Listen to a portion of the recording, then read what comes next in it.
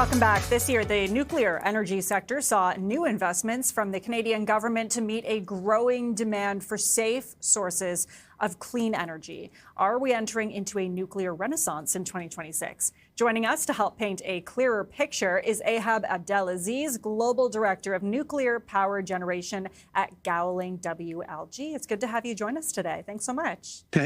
Thank you for having me. So we're seeing quite a renewed interest in nuclear energy in Canada. We did particularly throughout the course of this year. What's driving that interest?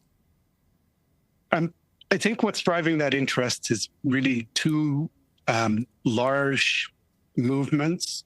One is geopolitical and energy security, and understanding that in Canada we have a natural advantage. We have homegrown nuclear technology, a robust supply chain, and homegrown uranium reserve, some of the best in the world. And on the other side, the world has come to absorb what we've been told for decades by scientists, the likes of Sokolov and Pekala, which is that we need to triple the installed nuclear capacity to have any opportunity to address climate change. And so credit to our provincial governments and our federal government. They have stepped up, and in 2025, we went from theory and discussing whether we should engage with nuclear to how are we going to do it, and we're actually deploying the West's first small modular reactor and preparing to deploy large reactors. So we've got a lot of very strong policy drivers and governments that are attuned to those needs and that have stepped up. It's interesting now that we consider nuclear energy to be a clean source of energy, right? You talked about how it's going to be helping to address the issues that we're going to continue to see when it comes to climate change. Is nuclear energy a form of clean energy now? Like, would you agree with that? I think it has always been, to be honest. What's different about nuclear is that it scares people, and understandably so. It's a complex technology, relatively new in human history. And people got introduced to it with the bomb, but the bomb and nuclear power reactors are two different things entirely. And nuclear reactors, time and again, have been shown to be one of the cleanest sources of energy in terms of emissions, in terms of impacts on the environment, and in terms of the impacts on human health. It's a very far cry from fossil fuel.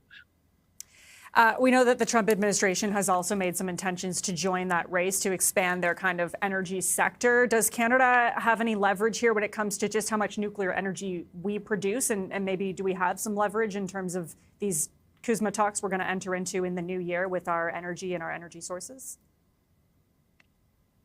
I don't know whether we are in a position of leverage vis-a-vis the United States. We're certainly in an excellent position.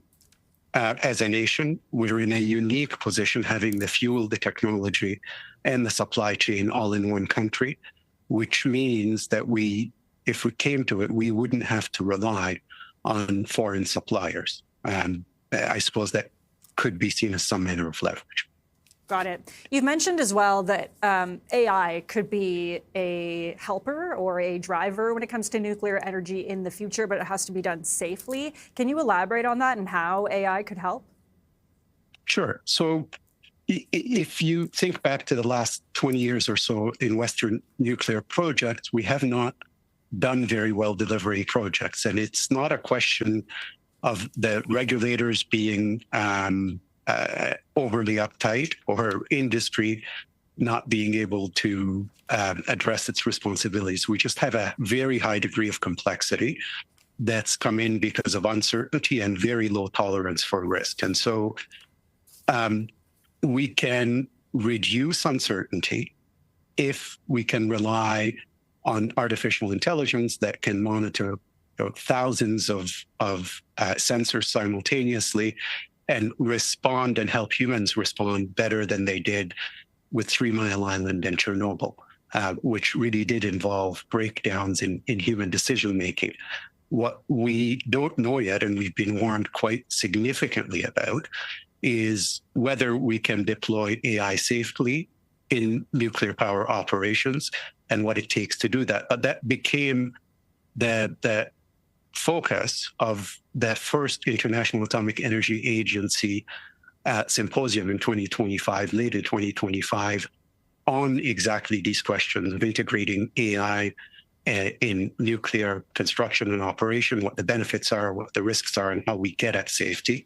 And our own regulator, CNSC, together with the US NRC and the ONR from the UK, have published what's called the tripartite paper on that. And so we've had a lot of warnings from the likes of Geoffrey Hinton that there is a great deal of complexity and potential risk with AI. And while it can be very beneficial, and there are already attempts to bring that technology to bear, and it could really be the difference maker for us. We need to deploy, if we're tripling the world's installed capacity, something more than 900 reactors in a circumstance where the West's largest supplier so far has been EDF.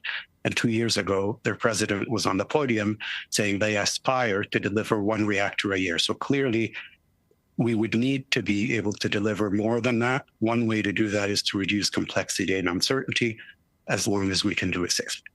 So interesting and so much to watch for. Okay, that's all the time we have, though, right now. Ahab Abdel-Aziz from Gowling WLG. Appreciate your time today and your insight. Thanks so much. Thank you very much. Happy New Year. You too. Happy New Year.